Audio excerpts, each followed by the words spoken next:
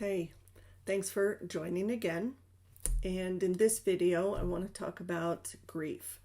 So, grief is not something people typically expect as an emotional impact when they've been scammed.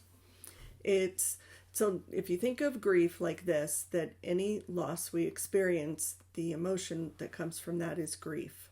And so there's many losses associated with what happens when you are scammed. So obviously the main one is that there's been a financial loss, right? But it isn't so much about, it is about the money, right? That's a huge loss and that hurts in many ways. But the emotional side of that is what that money means, right? So it might have been your life savings for retirement. It might have been savings for a much needed vacation, for your children's college. It doesn't matter, right? That was yours and now it's lost.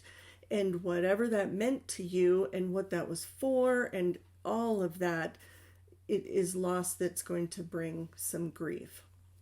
There's a couple other pieces to that, though, that they aren't things that people expect necessarily. And when I'm in counseling with someone who has experienced this over time, we uncover many losses that have resulted in grief. But even in a first conversation with someone, then we'll get talking and I'll realize there's a loss of innocence here. So that's an important one that people aren't thinking about. So you lose a lot of innocence when this happens to you. You have trouble trusting people afterwards, right? And so the grief associated with this loss of innocence and loss of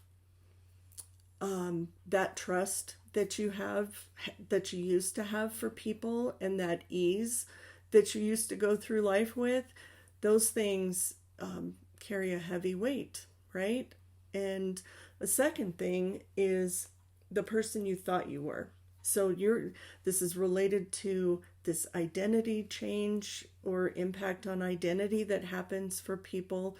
And it's also related to that unfortunate piece that I hear from everyone, which is, I can't believe I was so stupid, right? Which you weren't, but that's what people tell themselves. But that loss of who you thought you were, that piece is really hard for people to process. And there's a lot of grief associated with that and with processing, who am I now? How do I construct myself maybe, right? How do I see myself now after this has happened? And so that grief that we're feeling is part of our process of reconstructing that and how we see ourselves after this has happened. And in the healing process, it's all part of that as well. So on to the next video. Hopefully this gives you some things to think about where grief and loss are concerned.